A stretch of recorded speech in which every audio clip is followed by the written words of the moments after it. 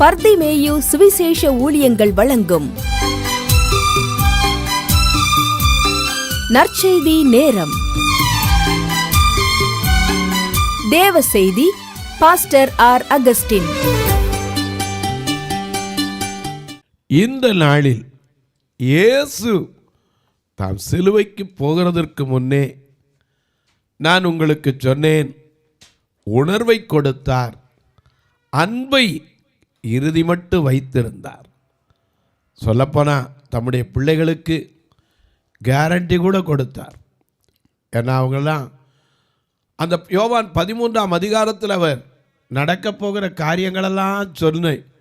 சீசர்கள் அத்தனை பேரும் பயந்து போயிருந்த போது யோவான் 14:1 சொன்னார், உங்கள் இருதயம் கலங்க வேண்டாம். யோவான் 14:18 சொன்னார், நான் உங்களை திக்கற்றவர்களாக விட்டேன். அவர் ஆறுதலின் தெய்வமாயிருந்தார். ஆறுதலின் தெய்வமாயிருந்தார்.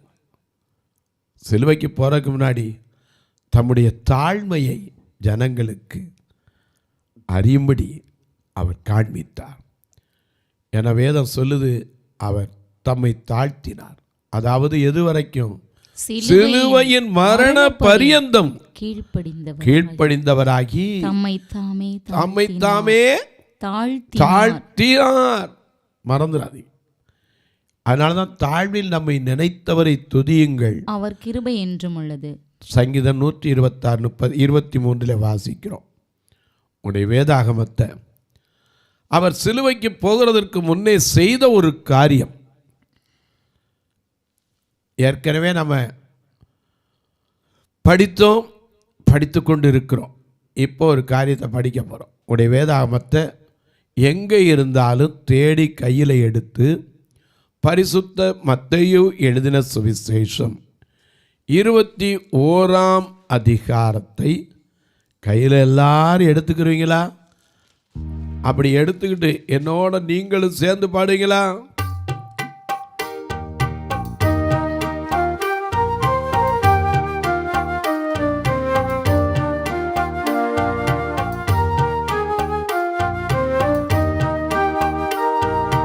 முன்னும் பின்னும் சாலை நகர் சின்ன பாலர் பாடினார். முன்னும் பின்னும் சாலை நகர் சின்ன பாலர் பாடினார். அன்று போல என்று நாமும் அன்பாய் துதி பாடுவோம், ஓசன்னா பாடுவோம். இயேசுவின் தாசரே உன்னதத்திலே தாவீது மைந்தனுக்கு ஓசன்னா.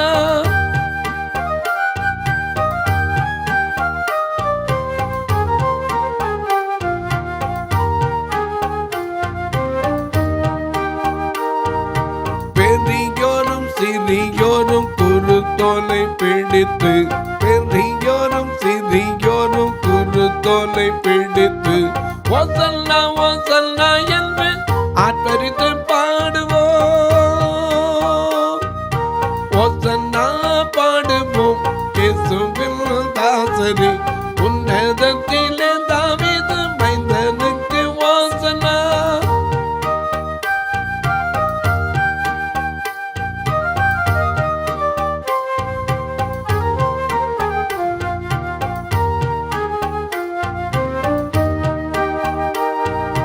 பாலர்களின் கீதம் கேட்டு பாசமாக மகிழ்ந்தார்.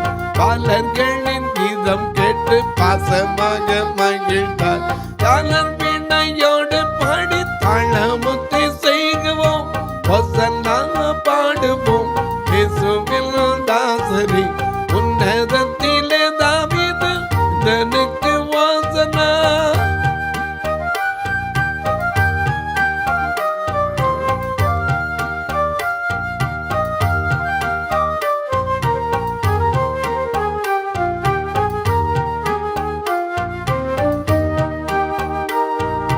பாவமதை போக்கவும் இப்பாவியை கை தூக்கவும், பாவமதை போக்கவும் இப்பாவியை கை தூக்கவும்.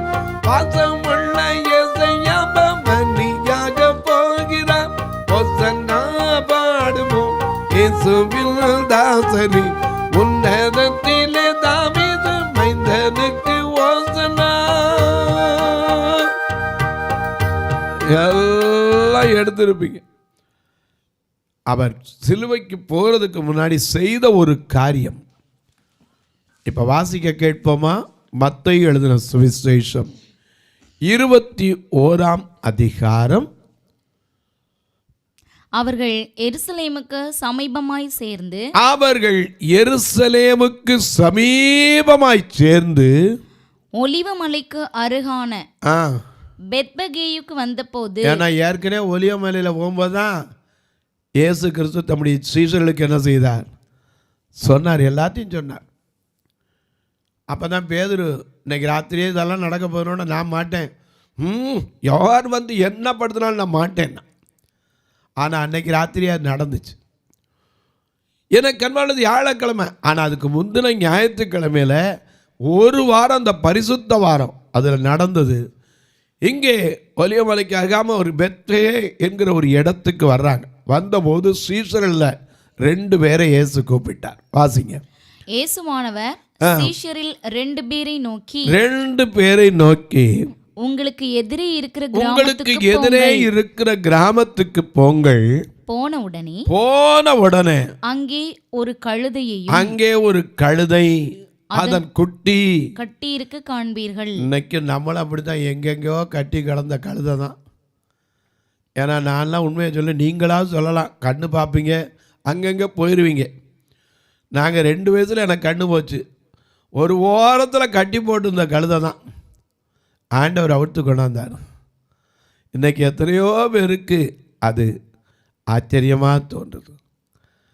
எனக்கு அன்பானவர்களே, நாம் பாடுவோம்ல, கொட்டினான் ஐயா கழுத கொட்டினான் ஐயா, ஏசு ராஜா ஏறி செல்லும் கொட்டினான் ஐயா, கொட்டினான் ஐயா கழுத கொட்டினான் ஐயா, ஏசு ராஜா ஏறி செல்லும் கொட்டினான் ஐயா.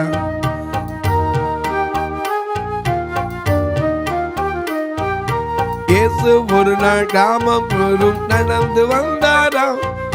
சீசரை 2 பேரை அழைத்து சொன்னாராம், எதிரே இருக்க கிராமத்திலே சென்று கழுதை கொட்டியோடு கட்டியிருக்க காண்பீர்கள், கொண்டு வாங்க என்று சொல்லி அவரை அனுப்பினாராம்.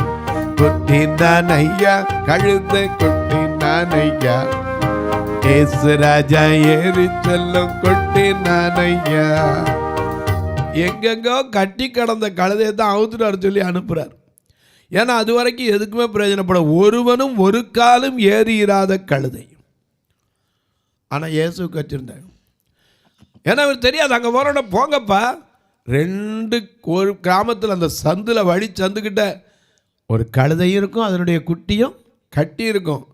அவுத்து என்கிட்ட என்ன செய்யுங்க, கொண்டு வாங்க.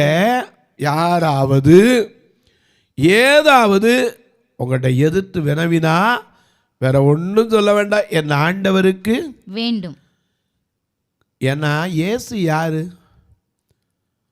நாம சொல்றோம், ஏரோதே கேட்டான் பிறக்கும் போது. என்ன கேட்டான்? யூதருக்கு ராஜாவாக பிறந்திருக்கிறவர் எங்கே? அவர் பிறக்கும் போதே ராஜான்னு சொல்லப்பட்ட ஒருத்தர். ராஜா எதில் வருவார்? குதிரையில், சாரட்டில், ரதத்தில். ஏன்னா இன்றைக்கி நிறையா ராஜாக்கள் ரதத்தில் போகிறாங்க, உங்களுக்கே தெரியும். எனக்கு கண்பானுடைய ராஜா நாடு சுற்றி போனால் கூட குதிரையில் போவார். எனக்கு கண்பானுடைய. ஆனால் இந்த ராஜா எல்லாராலும் வெறுக்கப்படுற கழுதையை தான் எடுத்துக்கொண்டு போனார். நான் ஒரு சமயத்தில் ஒரு கூட்டத்துக்கு போயிருந்தேன். அப்போ ஒரு போதகர் அறிமுகப்படுத்தினார். ஆண்டவரே, இந்த கழுதையை கொண்டு வந்ததுக்காக ஸ்தோத்திரம்னார். எனக்கு தூக்கி போட்டுச்சு, கழுதையை கொண்டு வந்ததுக்கா? இந்த கழுதை மூலம் அநேகருடைய கண்களை திறக்க போகிறதுக்காக ஸ்தோத்திரம்னார். பீலையாமின் கண்களை திறந்த அதே கழுதை இப்போவும் அநேகருடைய மனக்கண்களை திறக்கட்டும், இந்த கழுதை உண்மை சுமக்கிற பாக்கியத்தை கொடுத்தீரேன்னார். அப்போ தான் யோசித்தேன், ஆகா, எங்கோ ஒன்றுக்கும் பிரயோஜனம் இல்லாமல் கட்டியிருந்த கழுதையை ஏசு அவிழ்த்துட்டு வர சொன்னார். அது வரைக்கும் அது ஒன்றுக்காகாத கழுதை கட்டித்தான் கிடக்கும். அது தீனி போட்டானா போடலையா நமக்கு தெரியாது, எழுதப்படலை வேதத்தில். எப்படியாவது இறக்கப்பட்டு அங்கனக்குள்ளே ஏதாவது போட்டு போயிருப்பான். அப்படி கட்டியிருந்த கழுதை அது சொன்னார், போய் அவுத்துட்டு வாங்கப்பா. யாராவது உங்கள்கிட்ட ஏதாவது எதுக்கு அவுக்குறீங்க அப்படின்னு கேட்டால் வேற ஒன்றும் சொல்ல வேண்டாம், என் ஆண்டவருக்கு தேவை, அவ்வளோதான். சொல்லுங்க அண்ணா, வாசிங்க. ஒருவன் உங்களுக்கு ஏதாகிலும் சொன்னால் இவைகள் ஆண்டவருக்கு வேண்டும் என்று சொல்லுங்கள். ஆண்டவருக்கு வேண்டும் என்று சொல்லுங்கள். உடனே அவைகளை அனுப்பி விடுவான் என்று சொல்லி அவர்களை அனுப்பினார். இதோ உன் ராஜா சாந்த குணமுள்ளவராய் கழுதையின் மேலும் கழுதை குட்டியாகிய மரியின் மேலும் ஏறிக்கொண்டு உன்னிடத்தில் வருகிறார் என்று சீயோன் குமாரத்திற்கு சொல்லுங்கள் என்று தீர்க்கதரிசியினால் உரைக்கப்பட்டது நிறைவேறும்படி இப்படி நடந்தது. அந்த சகரியா 9:9 இப்ப வாசிங்க. சீயோன் குமாரத்தியே மிகவும் களிகூரு. எருசலேமின் குமாரத்தியே கம்பீரி. இதோ உன் ராஜா உன்னிடத்தில் வருகிறார். அவர் நீதி உள்ளவர் ரட்சிக்கிறவர் தாழ்மை உள்ளவர் கழுதையின் மேலும் கழுதை குட்டியாகிய மரியின் மேலும் ஏறி வருகிறார். எனக்கு அன்பார்களே, நாம் அநேக பாடல்களை பாடுவோம், நமக்கு தெரியாது. அநேக நேரங்களில் நம்ம பாடின பிறகு தான் சொல்லுவோம், ஓ இந்த பாட்டு இப்படியாமோ எல்லாம் பாடுறோம் இல்லையா, அழகா பாடுவோம். பம்பனி செல்கின்ற ராஜா நம் பாடி புகழ்வோம் நேசா. பம்பனி செல்கின்ற ராஜா நம் பாடி புகழ்வோம் நேசா.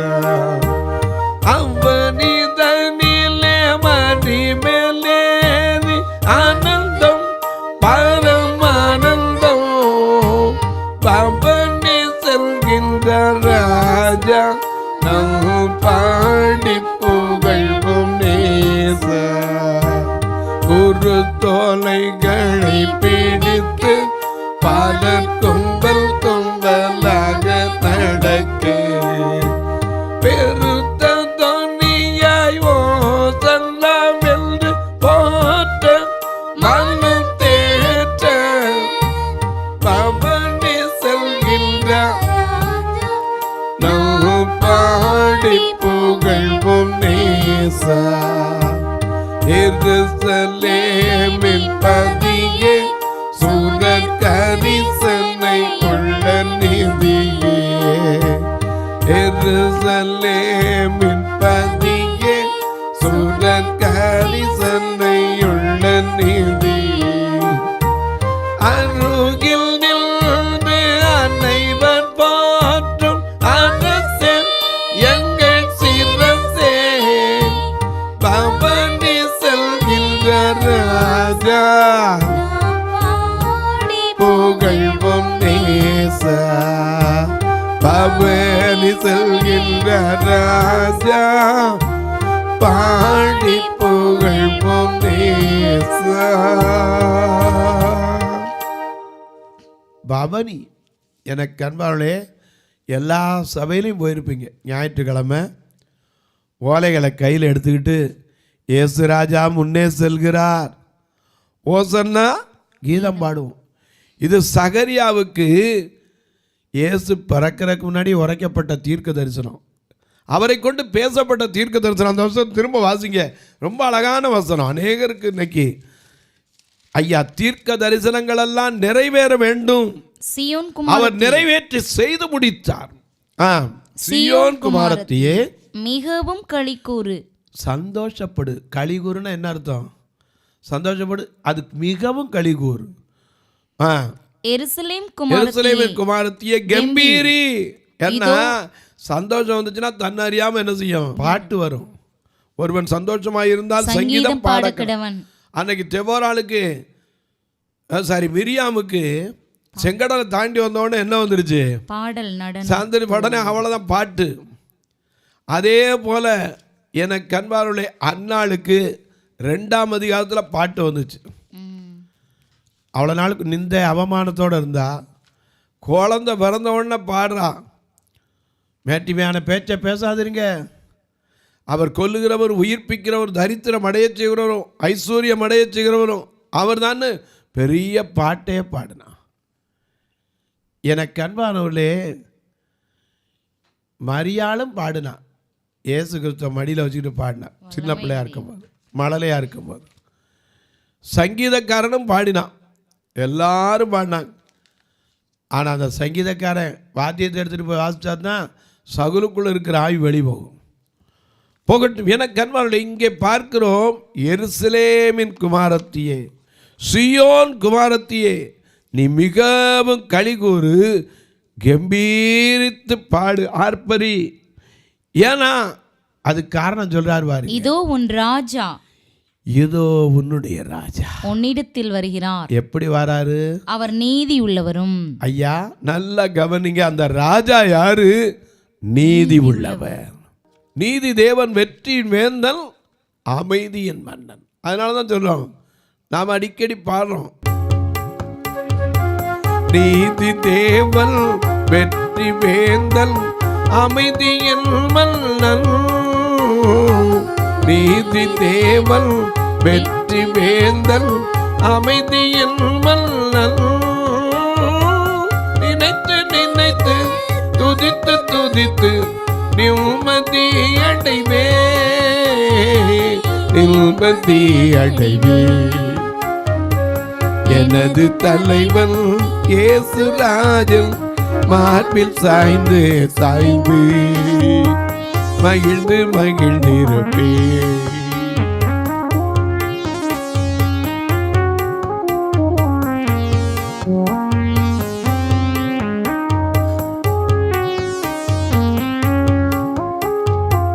நல்ல மெய்ப்பன் குரலை கேட்பேன், நாளும் பின் தொடர்வே.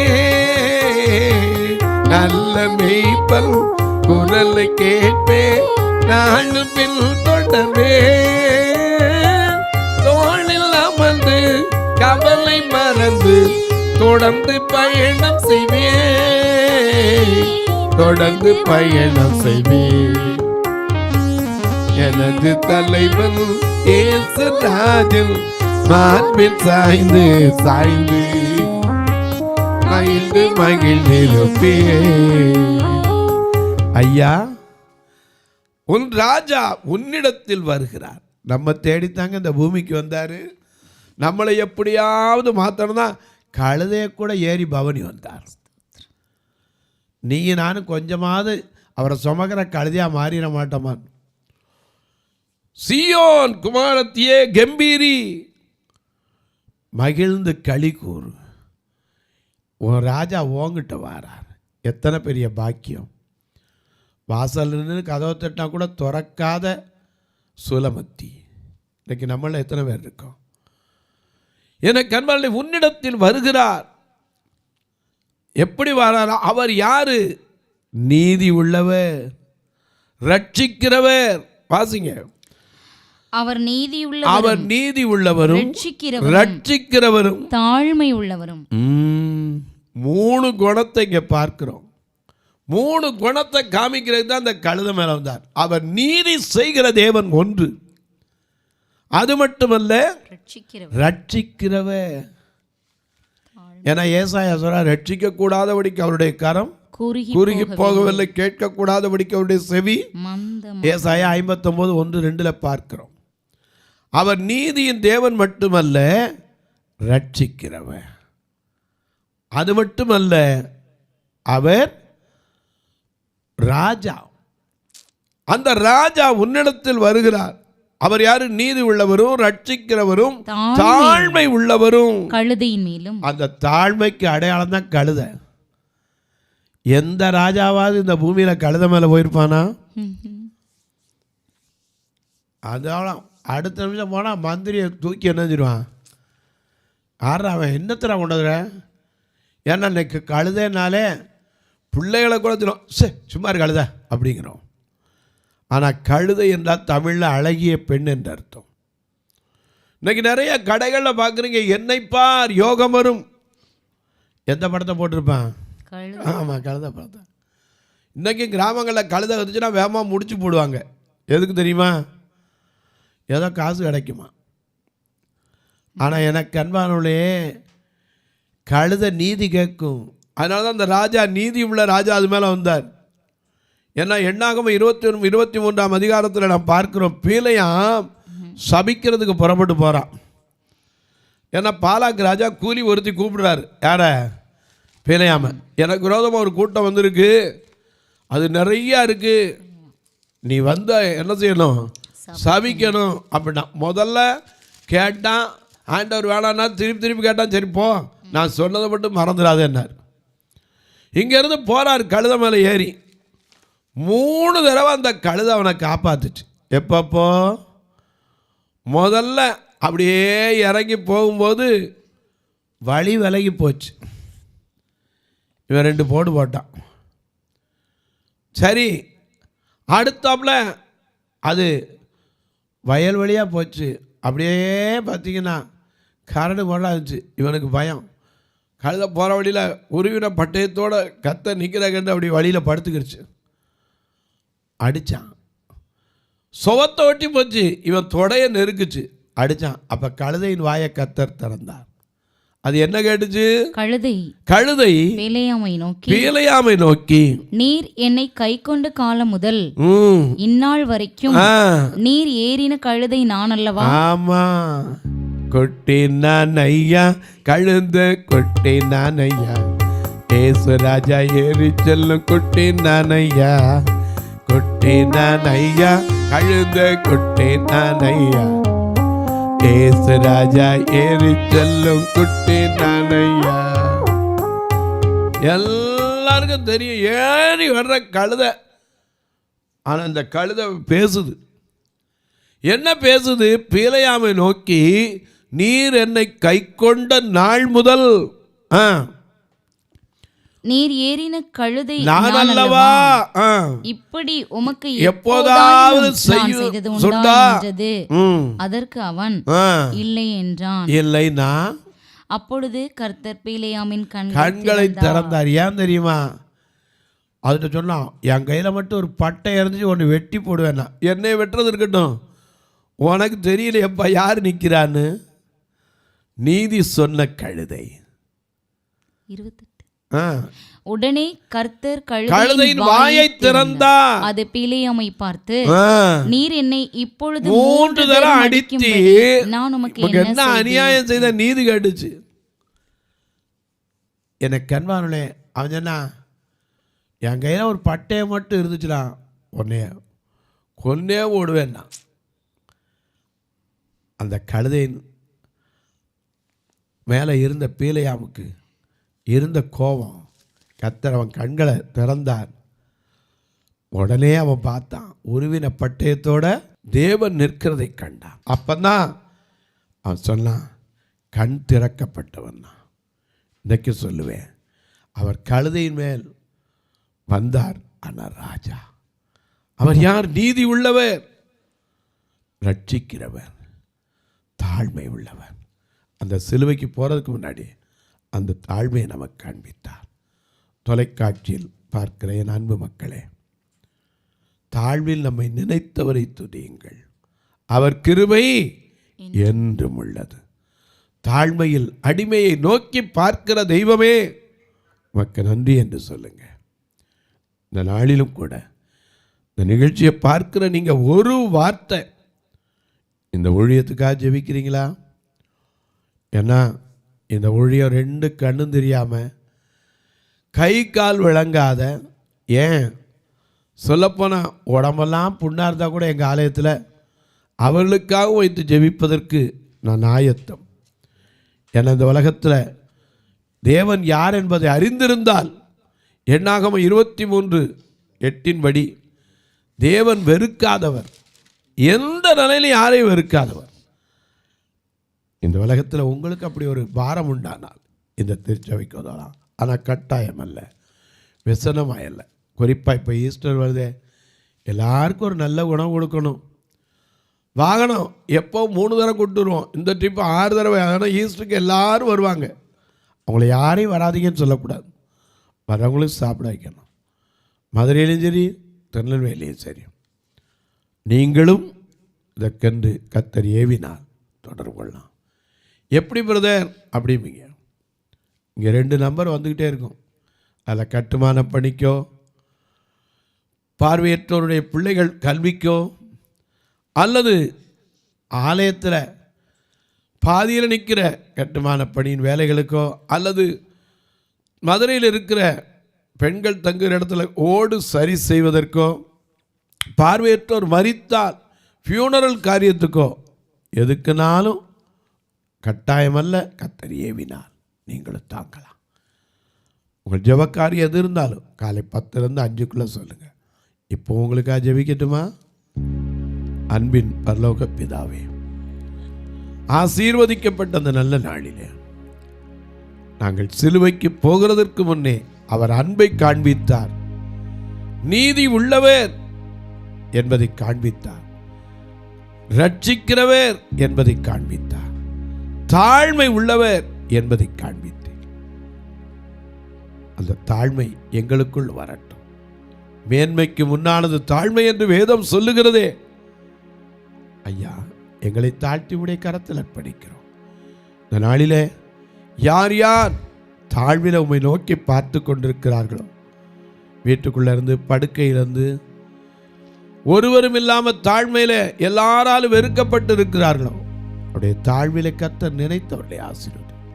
இந்த ஊழியத்தை தாங்குகிற, ஜெபிக்கிற, கொடுக்கிற எல்லா மக்களையும் ஆசீர்வாதம். இயேசுவின் நாமத்தில் பிதாவே, ஆமென். சபை ஆராதனை ஞாயிறு காலை 10 மணி முதல் 12 மணி வரை. இடம் பர்திமேயு சுவிசேஷ ஆலயம், அன்னை சத்யா நகர், இளமனூர் அஞ்சல், சக்கிமங்கலம் வழி, மதுரை மாவட்டம்.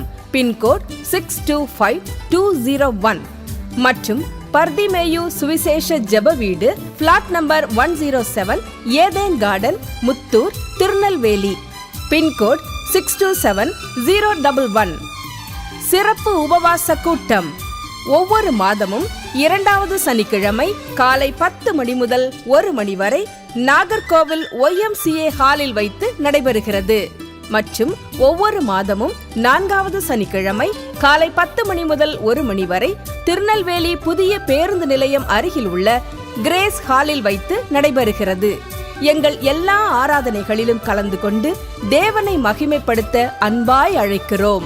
உங்கள் உதாரத்துவமான காணிக்கைகளினால் இவ்வூழியத்தை தாங்க விரும்பினால் R Augustine, account number 5021364331, IFSC code IDIB 000B066, Indian bank, BP Kulam, Madurai. GPay number 9842181917, BGM ministries மற்றும் 9442559772, பிளைண்ட் மினிஸ்ட்ரீஸ் அகஸ்டின். உங்கள் தொடர்புக்கு பாஸ்டர் ஆர் அகஸ்டின், பர்திமேயு சுவிசேஷ ஊழியங்கள், நாகமலை, புதுக்கோட்டை, மதுரை 625019. தொலைபேசி எண்கள் 9842181917 மற்றும் 9442559772. கர்த்தர் தாமே உங்களை ஆசீர்வதிப்பாராக.